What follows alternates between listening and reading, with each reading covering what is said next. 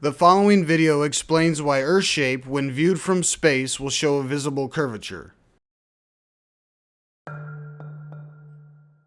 This is not a work of fiction. It is a result of months of work involving physicists from Brazil, Germany, and the United States who hold master's degrees in physics, astrophysics, and cosmology, and also masters in theoretical physics. This is a simple recital of fact which transcends the most elaborate fictions ever conceived. The information to come is diametrically opposed to the assumptions and explanations put forth by both the flat Earth community as well as established scientists and physicists.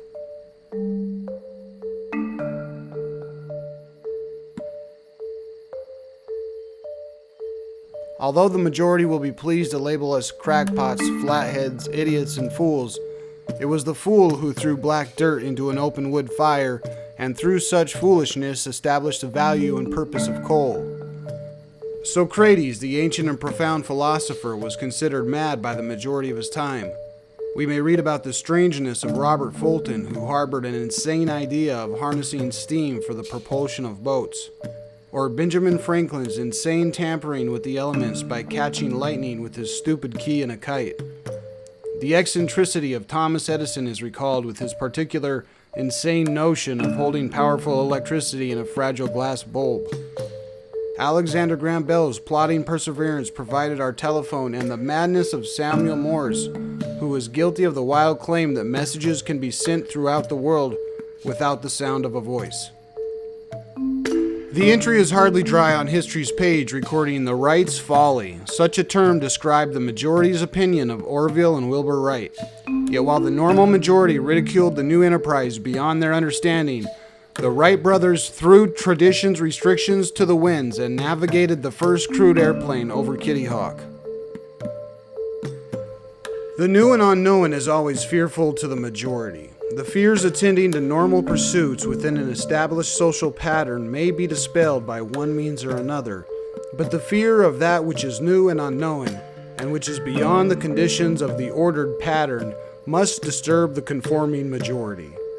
Human nature demands that beliefs acquired must be cherished and protected, be they ever so incomplete and faulty.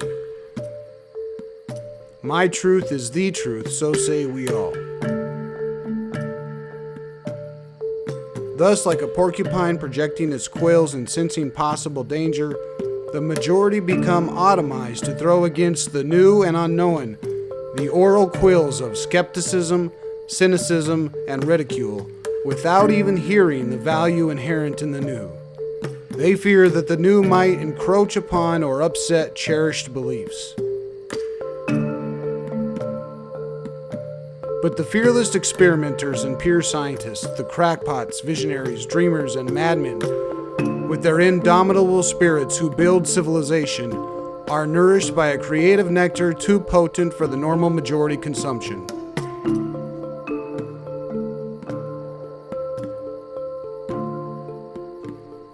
The common theory as put forth by NASA is that Earth's visible curvature, as seen from space, is the actual curvature of the Earth, thus proving that the Earth is a sphere. And if you can see the curve, then you will know that the Earth is a sphere. So tell me, Neil, is the Earth flat? We have video from space of the rotating spherical Earth. The Earth is round. Thank you for joining us on this episode.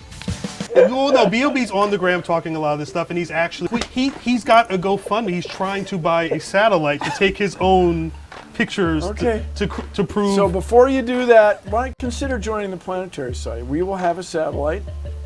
Join the Planetary Society. We will have cameras that will take a picture of the Earth, and you can decide for yourself.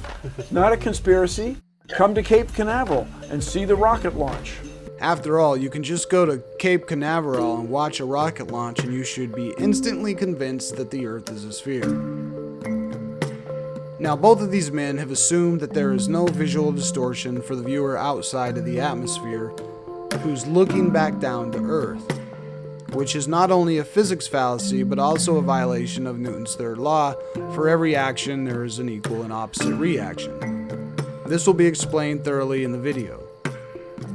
Most flat Earth theorists will say that every photo and video from space is taken with the fisheye lens, and that the barrel distortion of the fisheye lens creates the curvature seen.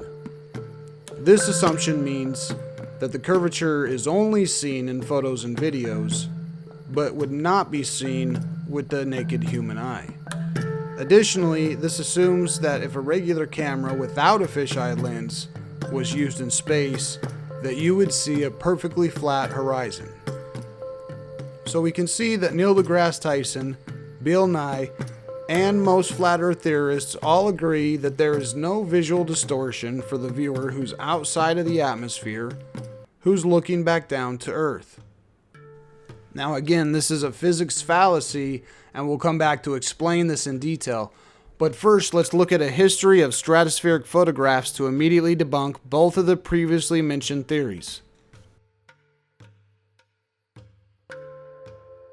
Humans and cameras did not reach the stratosphere until 1931, when Auguste Piccard became the first man to reach an altitude of 51,775 feet. Looking through his porthole, he reported seeing a flat disk with an upturned edge.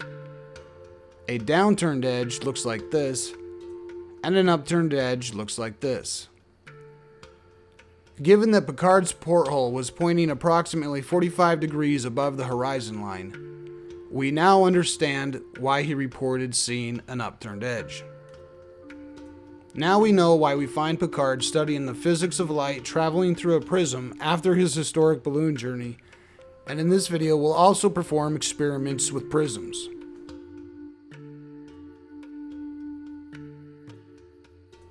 About 15 years after Piccard's balloon flight into the stratosphere, the V-2 rocket became the first man-made object to travel into space by crossing the Kármán line on June 20th, 1944. Just a side note, the Kármán line, or the edge of space, lies at an altitude of 62 miles, which is still in the atmosphere, the thermosphere specifically. And to truly leave Earth's atmosphere, you would need to travel another 6,138 miles, where the exosphere merges into the solar wind. But the V-2 rocket did reach altitudes up to 100 miles, and the US had captured enough V-2 hardware and personnel from the Nazis to build approximately 80 of these missiles. Therefore, 80 experiments were performed between 1946 and 1951, and as a result, the first photos of Earth from 40, 70, and 101 miles altitude were taken. The photos were released, and the distance to the horizon at an altitude of 70 miles was only about 350 miles. This would mean Earth's radius is only around 2,000 miles, and this is a serious problem. This has been discussed in further detail in my V-2 rockets exposed video found here on my channel. But the curvature seen is an optical illusion caused by the atmosphere, and will be explained in this video.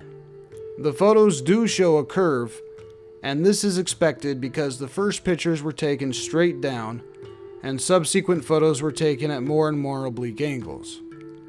All of the photos were taken with the camera pointing below the horizon line, thus the downturned edge. Remember, Piccard's porthole in the view of Earth was aiming up and above the horizon, and therefore the upturned edge. So the V-2 rocket photographs showed that the Earth's horizon is convex or downturned, and it's known that the camera was pointing down and below the horizon line. Next, let's look at the video from the 1964 NASA balloon. In this video, the Earth's horizon can be seen first as concave or upturned, and as the camera rotates back down towards Earth, we will then see the round or convex horizon. At the beginning, the camera was pointing above the horizon line, and later in the shot, the camera has rotated so it's pointing below the horizon line. This video shows both a concave and convex horizon without a fisheye lens. Moving forward to the Apollo missions, the cameras which took photographs of Earth used RCU camera brackets, which did not allow the camera to rotate along its x-axis. They were locked into place, as almost all NASA cameras are.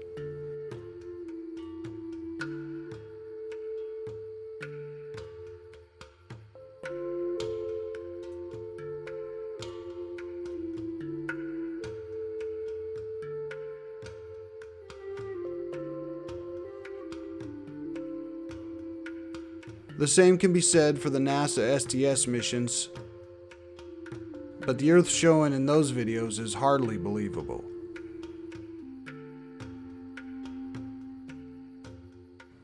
Moving forward to NASA's current work with SpaceX and the GoPros being used, we can see the effect clearly. Earth's horizon will begin with an upturned edge, then it will be flat, then it will have a downturned edge. And once again, it will go flat, and now an upturned edge. This is also seen in the Red Bull Stratos skydive from space. I wish to see what I can see. Sometimes it has to be up really high. When Felix jumps out of his capsule, the horizon is concave, then it goes flat, and then convex. Although this will be commonly blamed as barrel distortion caused by the GoPro, we'll prove that to be false. Let's look at the U-2 spy plane video, in which we can see that a non-fisheye camera is being used. And we can measure a perfectly flat artificial horizon line inside of the cockpit. If a fisheye lens or a GoPro was being used, this line would be curved. There is no fisheye lens barrel distortion in this video. When the camera is pointing above the horizon line, Earth will take a concave shape with an upturned edge.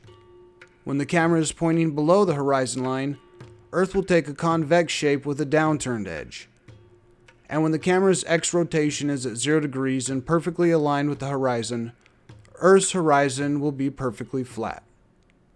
We can confirm in this video from flat Earth theorist Rob Skiba in his high-altitude balloon launches, which have both a standard and a fisheye camera on board.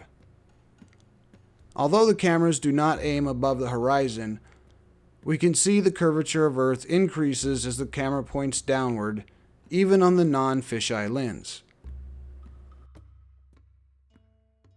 This convex to flat to concave transition of Earth's horizon can be found everywhere from NASA to SpaceX, an iPad case company, GoPro cameras, independent parties, flat Earth theorists, and basically anyone who has taken a camera above 100,000 feet. Now let's explain the science and physics behind the visual distortion, which is a function of the lens and caused by light refraction in the atmosphere. First, it's important to study how human and camera lenses produce their image. Let's peer into the workings of the eye. The reflected light of the world enters through the crystal transparency of the cornea, aqueous humor, lens, and vitreous humor to project onto the photoreceptors of the retina, whose impulses converge on the optic nerve and are sent to the brain to be transfigured into an image. Continual adjustments to the pupil and lenses regulate the entry and focusing of light. Here are a few observations to consider concerning the human eyeball. The human eyeball is a light-reading device that can only form an image if light can reach and enter the pupil. The human eyeball is a sphere and the pupil is a perfect circle. Light waves entering the cornea may only enter with the shape of a circle. Anything below the horizon, which is visible, takes its true form and shape, but when something is too far away, it becomes a dot or a circle and disappears into what is known as the vanishing point. Everything that is above the horizon, the sun, the moon, stars, and planets, are all perfect circles, and they're also very far away. In fact, if they were on the surface of the Earth, they would be so far away that they would have disappeared into a circle known as the vanishing point. Are you positive that you're seeing the true nature of the celestial objects in the sky? Or is there some illusion from your fallacious light-reading eyeball?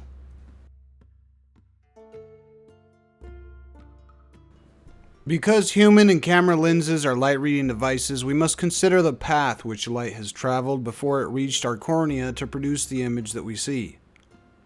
The refraction of light can create many different interesting optical illusions. Suppose we change the shape of the lens.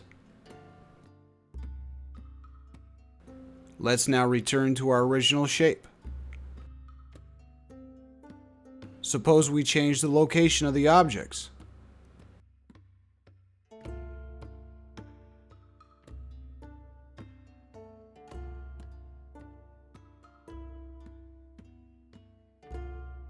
The image can be either right side up, or it can be inverted upside down.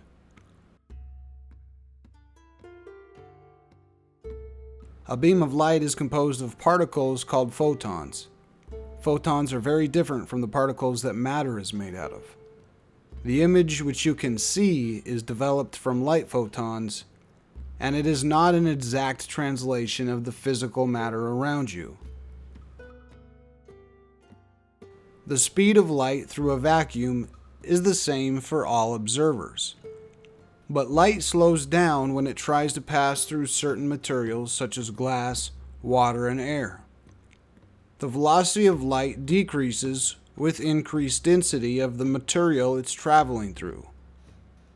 When a wave enters or exits a material at an angle, the left side and the right side of the wave will cross the boundary at different times. The greater the angle, the greater the difference in time when the left side and the right side of the wave will change their speed. This causes the wave as a whole to change direction both when it enters and when it exits the material. This can be observed with the prism. Light traveling straight through the prism will continue in a straight line. If light enters the prism at an angle, the light will bend.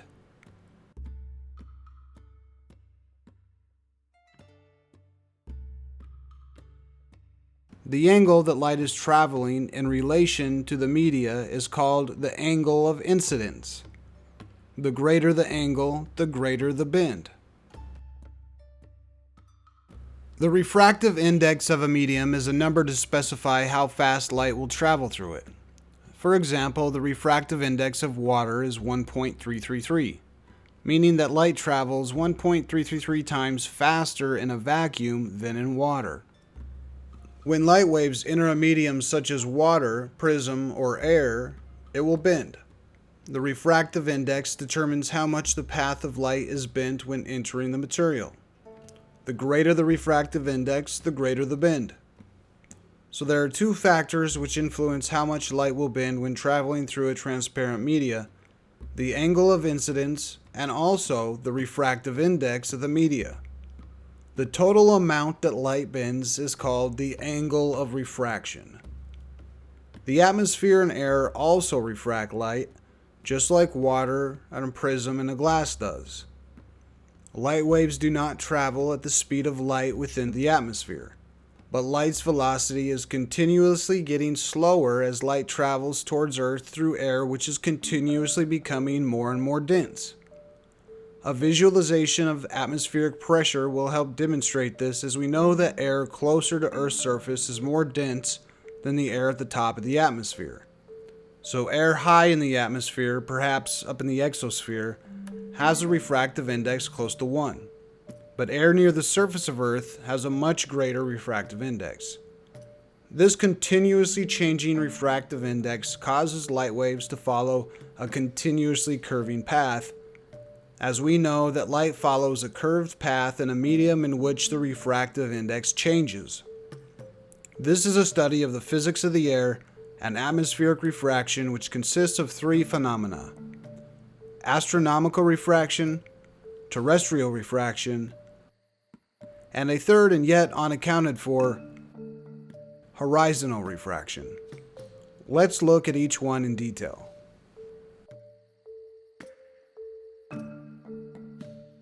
First, we'll consider a viewer on the surface of the Earth who's looking up into the sky at a celestial object, any star or planet, typically the sun. Because light must pass through the atmosphere and is continuously bent, astronomical objects appear higher in the sky than they are in reality. This is called astronomical refraction. When navigating at sea with only a chronometer and sextant, you can determine an accurate longitude and latitude by taking a sighting exactly at noon when the sun is directly overhead. The only time there is no visual distortion is when the sun is directly overhead at high noon, or your zenith. When the sun is at your zenith, the angle of incidence is 0 degrees, and that's why there's no visual distortion. The light from the sun is entering the atmosphere at an exact 90-degree angle to the atmosphere's normal plane. As the sun moves away from your zenith, the angle of incidence is increasing, and thus the amount that light bends will also increase. You can replicate the effect of astronomical refraction by looking at a specific marker on the ceiling and view the same marker by looking through the bottom of a prism. If you cover one eye with the prism and one eye without, you will notice the marker is visible in 2 different locations. The research papers included in this video explain how to calculate astronomical refraction. Here we've done the math on paper by hand. Please study our work for correctness and accuracy and provide any feedback. The paper is included in the research documents and the links in the description.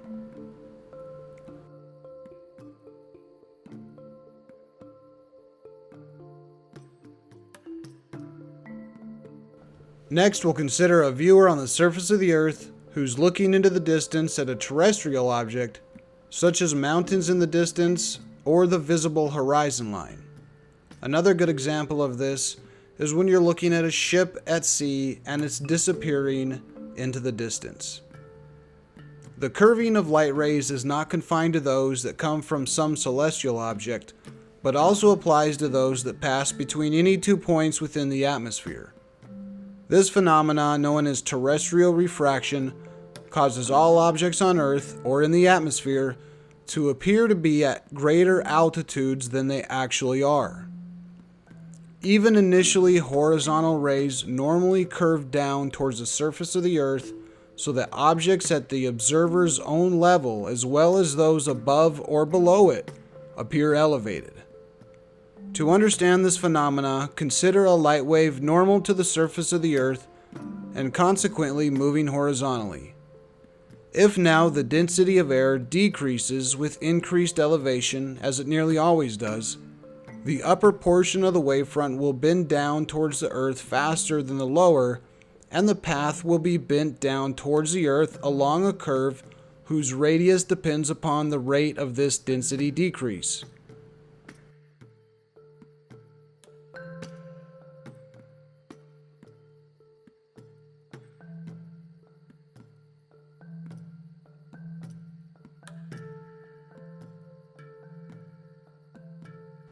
In this video from Skunk Bay, it's easy to see the effect of terrestrial refraction. Consider what this looks like from the side. A curve with a radius that's constantly changing. Notice how terrestrial refraction is responsible for a visible curvature on the horizon line, regardless if the Earth is a sphere or flat. As a common approximation, terrestrial refraction is considered as a constant bending of a ray of light, or line of sight, in which the ray can be considered and described as a circular path. Once again, we've included the research papers which explain how to calculate terrestrial refraction. Please study our work for correctness and accuracy, and provide any feedback in the comment section below.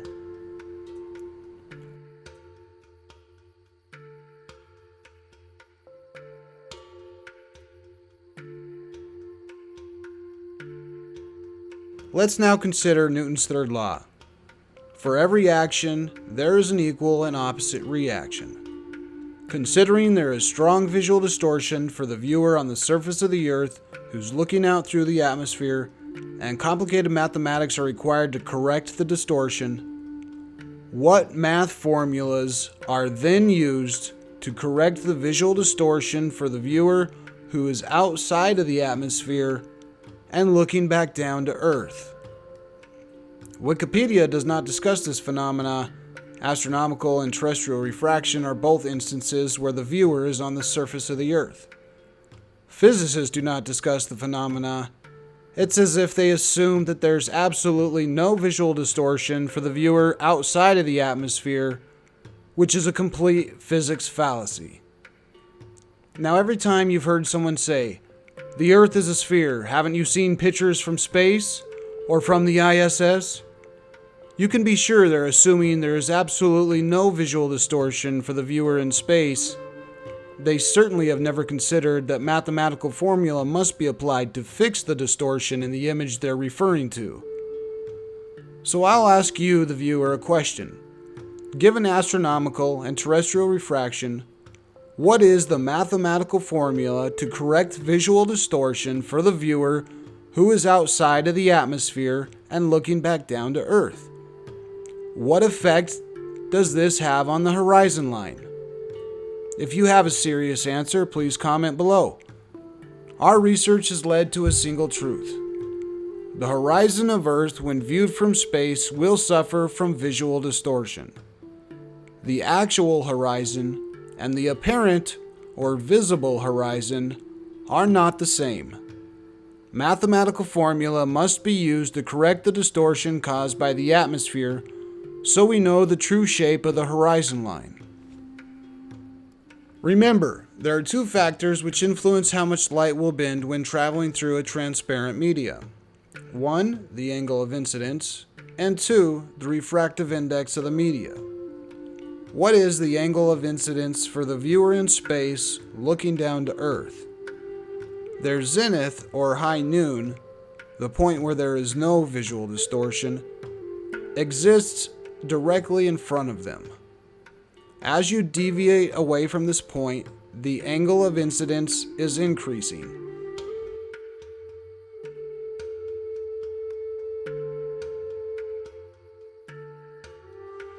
The same effect can be seen with astronomical refraction. At the viewer's true zenith, or high noon, there is no visual distortion. But the greater you deviate away from this point, the greater the distortion. And once again, you will find the point in the middle of the horizon to be the zenith, and as you deviate away from this point, the angle of incidence is increasing, and thus the image and horizon line is being distorted from its true location and altitude. Here's a diagram to explain angle of incidence. The normal is your zenith. When on Earth, this is the point in the sky directly above the observer, and when you're outside of the atmosphere looking back down to Earth, this is the point directly in front of the observer, the middle of their view. In astronomical refraction, the further a celestial object is located away from your zenith, the more its apparent altitude becomes distorted from its true location. Likewise, in horizontal refraction, the further a point on the horizon is located from your zenith, the more its apparent altitude becomes distorted from its true location. The visual distortion caused by the atmosphere causes the horizon to form a curve, with a specific radius of curvature determined by variables such as the viewer's altitude and the angle of the lens. Here, a 3D simulation shows the effect. A camera icon represents a human or camera lens. The math used for this simulation is included in the documents and is derived directly from the known data concerning atmospheric refraction. The higher up you are in the atmosphere, light must travel through more layers of atmosphere to reach your lens, and thus it will be refracted at a greater amount. This explains why altitude affects the horizon's apparent curvature. You can replicate the effect of horizontal refraction by looking at a perfectly flat line through a prism. I know this line on my ceiling is perfectly flat. However, when viewed through a prism, it takes the same exact shape as Earth from space. Why? Again, it's angle of incidence. The light traveling through the prism directly in front of me is not distorted. It travels through in a straight line. But when a wave enters the prism at an angle, to the left or the right side, the wave will cross the boundary of the prism at different times. The greater the angle, the greater the difference in time when the left and the right side of the wave will change their speed. This causes the wave as a whole to change direction both when it enters the prism and when it exits.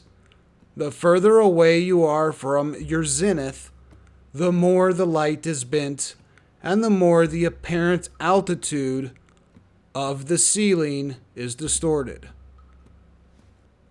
To use a 1-inch prism which has a high refractive index, or hundreds of miles of Earth's atmosphere which has a low refractive index, is synonymous.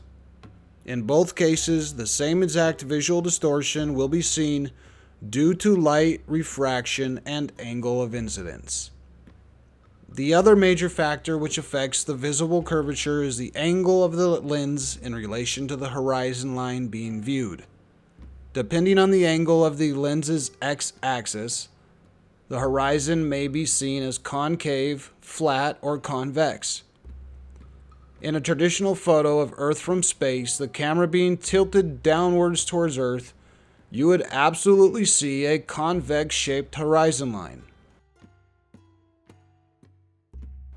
However, it's also possible to see a flat horizon line and also a concave horizon line. Now it's easy to understand why the horizon was reported as an upturned edge by Auguste Piccard in 1931. It's clear why Felix seen a concave, flat, and convex horizon even without a GoPro's barrel distortion. I wish to see what I can see. It also clarifies why the U-2 spy plane video at 80,000 feet witnessed a concave, flat, and convex horizon using a camera which has absolutely no barrel distortion and is rendering the image as the human eye would see it. So to the aviator who has been to 80,000 or 100,000 feet and says, "I've seen the curve," I absolutely believe you. Did you notice how the curvature changes with altitude and angle? Or did you spend most of the time looking down towards Earth and thus seeing a downturned edge? And from this height, 67,500 feet, the edge of our planet has a definitive curve to it. It is more three-dimensional than I have ever seen it. There we are.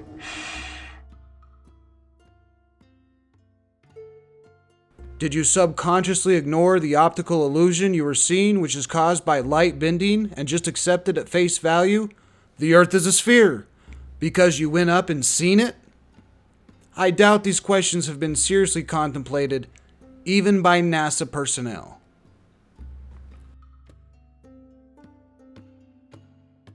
So the atmosphere distorts the shape of the horizon when viewed from space. What does this all mean? Well, the interesting part of this research project is that it unanimously confirms that when the camera's x-rotation is at 0 degrees and thus is normal to the horizon of Earth, the horizon appears to make a perfectly flat line. This can be observed in the included videos, which includes both GoPro cameras and also cameras with flat lenses and no barrel distortion. In summary, our research proves that visual distortion will be experienced for the human or camera lens outside of the atmosphere. When studying atmospheric refraction, you should not only consider astronomical and terrestrial refraction, but also the third and unaccounted for scenario, horizontal refraction, for when the viewer is outside of the atmosphere and looking back down to Earth's horizon. Our theory postulates that Earth's surface is perfectly flat and that the curvature seen from space is due to horizontal refraction. Likewise, when a viewer is on the surface of the Earth, the curvature is seen due to terrestrial refraction. And what about the movements of the stars and planets? Are they really moving, or is it just another optical illusion caused by the movements of light waves from a single light source? Given that light must travel on a circular path in order to reach your spherical eyeball, only to enter through a circular-shaped pupil, it's not surprising to see a plethora of circular-shaped objects that we assume are spheres in the sky above us.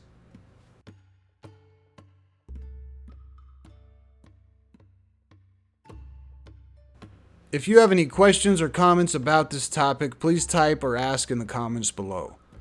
The documentation and research papers can be downloaded from the link in the description. You are allowed to download, share, repost, upload this video, and use it in any way you want to. And there is an exciting new video coming soon, so subscribe if you don't want to miss any of the madness. Thanks for watching.